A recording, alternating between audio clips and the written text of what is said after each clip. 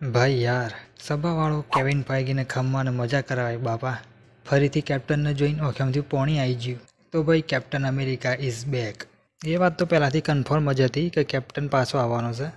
પણ Chris ઇવાન્સને captain અમેરિકાના રોલમાં જોઈને કંઈક અલગ જ ફિલિંગ આવે. અને ગયા અઠવાડિયે જે લીક ઉપર લીક થયું હતું એનાથી કંટાળીને માર્વલે પોતે જ લીક કરી દીધું. ક્રિસ ઇવાન્સે આ કેરેક્ટર એટલું જબરદસ્ત નિભાવ્યું છે કે કેપ્ટન અમેરિકાના રોલમાં બીજા કોઈને આપણે ઇમેજિન જ ના કરી શકીએ. ભાઈ કેપ્ટન એટલે કેપ્ટન. તો અવેન્જર્સ એન્ડ ગેમના એન્ડમાં બધા ઇન્ફિનિટી સ્ટોન પાછા મૂકવા જાય છે અને કોઈ એક અલગ યુનિવર્સમાં પેગી જોડે ફેમિલી પ્લાનિંગ કરી લે છે.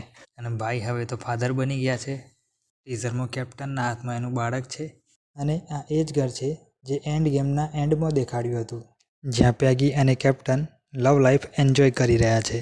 અને ભાઈ કેપ્ટનનું સૂટ, અને કેપ્ટન આ સૂટ પહેરીને થિયેટરમાં એન્ટ્રી લેશે ને તાણે ઓડિયન્સનો અવાજ ઇન્ટરનેશનલ સ્પેસ સ્ટેશનમાં બેઠેલા વૈજ્ઞાનિકોને સંભળાશે.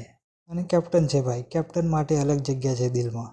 અને ટીઝર જોતાં એવું લાગે છે કે ફેમિલીના કારણે કેપ્ટને હીરોગીરી છોડી દીધી છે.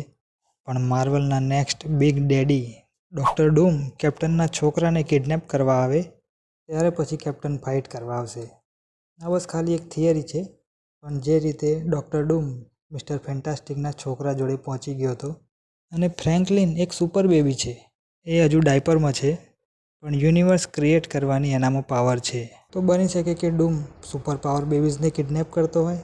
પણ કેપ્ટનના છોકરા પાસે સુપર પાવર હશે કે નહીં એ પણ એક સવાલ છે. જે પણ હોય, પણ હું કેપ્ટનને બિગ સ્ક્રીન પર જોવા માટે એક્સાઇટેડ છું. તમે બતાવો તમારી એક્સાઇટમેન્ટ કમેન્ટમાં.